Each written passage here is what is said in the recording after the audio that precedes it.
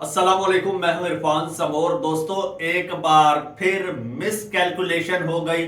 पाकिस्तान तहरीके इंसाफ को समझने में गलती हो गई और उस गलती का खुमियाजा तो अब भुगतना पड़ेगा। पाकिस्तान तहरीके इंसाफ ने बड़ा स्मार्टली पलट कर वार किया है, जिसने शहबाज हुकूमत को चारों शाने चित कर दिया है। इसकी स्टोरी मैं आपको सुनाऊंगा और इसकी डिटेल आपको बताऊंगा और आपको यह भी बताऊंगा कि इमरान खान ने जेल में बैठकर यह बता दिया है कि वो इस सिस्टम का बाप है। उसने बता दिया है कि वो अपनी जगह से 1 इंच भी नहीं हिला। उसने बता दिया है कि शिकस्त आपका मुकद्दर ठहरेगी। इसीलिए बार बार आप गलती से गलती करते जा रहे हैं। इस बार फिर एक बहुत बड़ी गलती कर बैठे हैं, उसकी निशानदेही करूंगा, आपके साथ शेयर करूंगा और आपको इमरान खान के साथियों के बारे में बताऊंगा। आपका भी सर फखर से बुलंद हो जाएगा कि ऐसे साथी कप्तान को पहले मिल जाते तो आज कप्तान यकीनन फातेह होता। सारी चीजें आपको बताऊंगा और एंड पे बताऊंगा कि बॉस फरार हो गया है जी, मुल्क से फरार हो गया है, जूते फेंक के भाग गया है, लेकिन उसका साथी पकड़ा गया है। यह भी बड़ी दिलचस्प स्टोरी है। एक एक चीज करके तरतीबवार आपके साथ शेयर करूंगा, लेकिन उससे पहले नए आने वाले दोस्तों से गुजारिश है कि यह चैनल आपका अपना है। अगर अभी तक इसको सब्सक्राइब नहीं किया तो सब्सक्राइब लाजमी कर लीजिए और बेल आइकन पर भी क्लिक कर दीजिए ताकि हर नई आने वाली वीडियो टाइमली आपको मौसूल हो जाए। दोस्तों, सूरत हाल और कहानी यह है कि बलूचिस्तान वाक़े पर पहले सियासत होती है, फिर मुज़म्मतें होती हैं, फिर ऐलानात होते हैं। वजीर आजम साहब कहते हैं कि ऑल पार्टीज कॉन्फ्रेंस बुलाएंगे। फिर पाकिस्तान तहरीक इंसाफ मुतालबा करती है कि भाई ऑल पार्टीज कॉन्फ्रेंस बुलानी है तो उसमें इमरान खान साहब को बुलाया जाए। अब ये तो किसी के बस में नहीं कि इमरान खान को बुलाया जाए, ना कोई इमरान खान को बुला सकता है, क्योंकि इमरान खान बाहर आएगा तो इनको खा जाएगा, रगड़ देगा। इनको भी पता है इनमें इमरान खान की ताब लाने की हिम्मत ही नहीं है। खैर, नहीं आए और इन्होंने मीटिंग नहीं की, जो ऑल पार्टीज कॉन्फ्रेंस थी वो कॉन्फ्रेंस नहीं की। इन्होंने एक और पैंतरा बदला और ये बेसिकली ये शतरंज की चाल चल रहे थे, लेकिन जिसमें इनको खुद को मात हो गई है। इन्होंने क्या किया, इन्होंने कहा यार अगर तो हम ऑल पार्टीज कॉन्फ्रेंस बुलाएंगे, पीटीआई वाले कह रहे हैं कि पीटीआई के सरबराह को बुलाओ, तो हम क्या करते हैं, हम बजाय इसके ऑल पार्टीज कॉन्फ्रेंस बुलाएं, हम पार्लिमानी कमेटी का जो है वो कौमी सलामती की पार्लिमानी कमेटी का इजलास बुला लेते हैं जी। इजलास हो गया जी, मीटिंग हो गई, बंद कमरे में मीटिंग, इन कैमरा। तो इनको ये था, ये कैलकुलेशन करके बैठे थे यार इमरान खान तो ऑल पार्टीज कॉन्फ्रेंस में आएगा ना, अब पार्लिमानी कमेटी की मीटिंग है तो पीटीआई के जो लोग हैं वो तो हमारे हाथ में है ना, उनको हम बुला लेंगे, वो आ जाएंगे।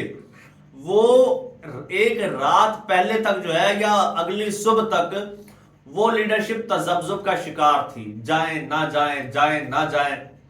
अब दिल से जाना चाहते थे, दिल से वो इनके साथ थे और दिमाग से वो जो है वो पीटीआई की सोशल मीडिया से डर रहे थे।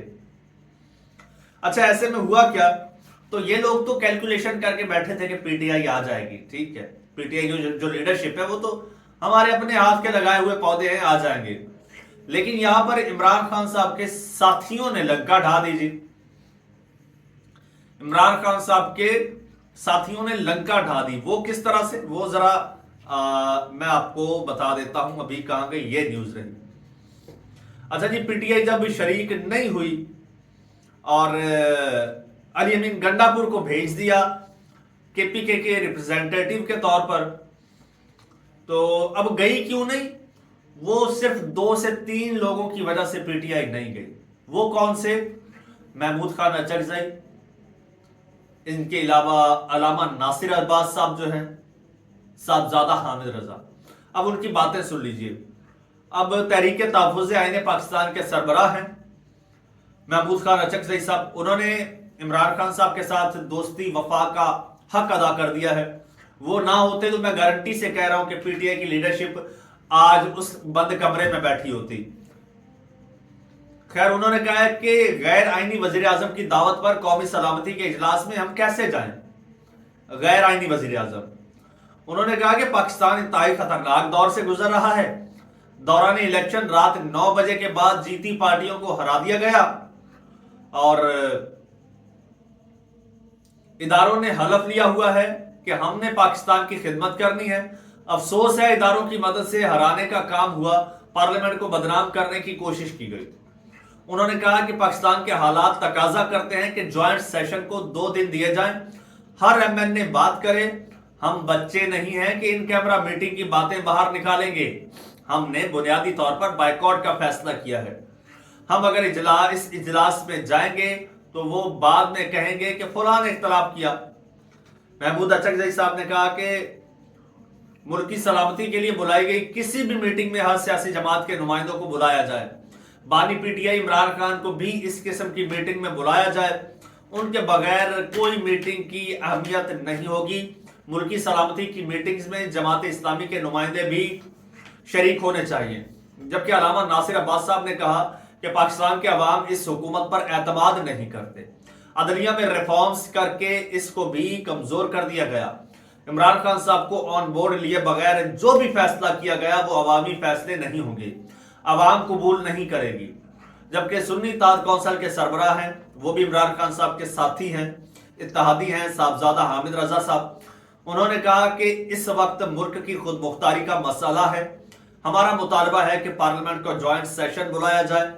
عمران خان صاحب اس وقت ایک بڑے سیاسی لیڈر ہیں، ان کو اعتماد میں لیے بغیر آگے نہیں بڑھ سکتے۔ عمران خان صاحب کو اعتماد میں لیے بغیر عوامی سپورٹ نہیں ملے گی۔ انہوں نے کہا کہ ہماری رائے ہے کہ آپریشن کی بجائے مذاکرات پر غور کرنا چاہیے۔ پی ٹی آئی کے حوالے سے غیر ضروری قیاس آرائیاں کی گئیں۔ کوئی بھی نہ سوچے کہ ہم عمران خان صاحب سے غداری کر کے کسی میٹنگ میں شریک ہوں گے۔ یہ جملہ تیر بن کے تلوار بن کے لگا ہے کہ کوئی بھی نہ سوچے کہ ہم عمران خان صاحب سے غداری کر کے کسی میٹنگ میں شریک ہوں گے۔ انہوں نے کہا کہ میرا خیال ہے کہ قومی سلامتی کمیٹی کا اجلاس نہیں بلانا چاہیے تھا۔ موجودہ حکومت اس قابل نہیں ہے کہ ان کو بریفنگ دی جائے۔ ہمارا مطالبہ ہے کہ عمران خان صاحب کو پیرول پر بلایا جائے۔ اور عمر ایوب صاحب نے کہا کہ کل اسپیکر قومی اسمبلی کو مشروط خط لکھا ہے، ہمیں کورٹ آرڈر کے ساتھ بھی عمران خان صاحب سے ملنے نہیں دیا جاتا۔ ایک اچانک قومی سلامتی کمیٹی کا اجلاس بلایا گیا، مگر ہمیں عمران خان صاحب سے ملاقات کرنے کی اجازت نہیں دی جاتی۔ اور یہاں پر ایک اور بات بھی کلیئر ہو گئی ہے۔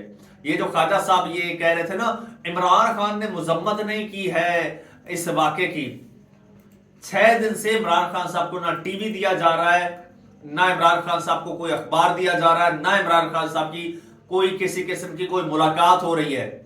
تو عمران خان صاحب کو خواب آ گیا کہ یہاں پر یہ واقعہ پیش آیا ہے اور پھر اس پہ مذمت کرتے تو وہ فرشتوں کے ذریعے پیغام آتا خواجہ صاحب تک۔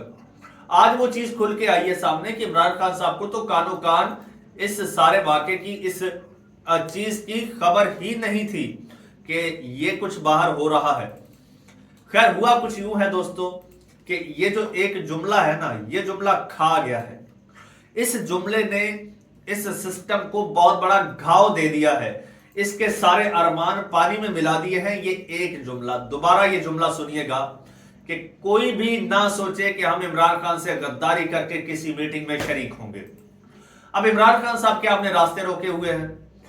پاکستان کی سب سے بڑی سیاسی پارٹی کے جو سربراہ ہیں، ان کی مرضی مشاورت کے بغیر نہ آپ کوئی آپریشن کر سکتے ہیں، نہ کوئی آپریشن کامیاب کروا سکتے ہیں، نہ آپ کی عوام میں کوئی قبولیت ہے۔ ٹھیک ہے آپ کی قبولیت ہوگی جن حلقوں میں ہے، اب ان حلقوں کی بھی عوام کے سامنے نہیں چلتی۔ عوام کے سامنے چلتی ہے تو صرف عوام کے کپتان کی چلتی ہے، اور عوام کے کپتان کو آپ جیل میں بند کر کے اگر آپ سمجھتے ہیں کہ آپ کوئی بھی میٹنگ، کوئی بھی اجلاس، کوئی بھی ایجنڈا کامیاب کروا لیں گے تو یہ آپ کی بھول ہوگی۔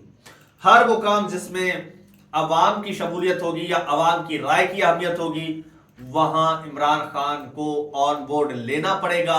اس کے علاوہ آپ کے پاس کسی قسم کا کوئی چارہ نہیں ہے۔ ایسی ہزاروں میٹنگز کروا لیں، کوئی فرق نہیں پڑنے والا۔ اینڈ پہ آپ کو بتا دوں کہ آپ نے بہت سنا کہ اسلام آباد کے F11 مرکز میں ایک کال سینٹر پر جی ریڈ ہوا تھا.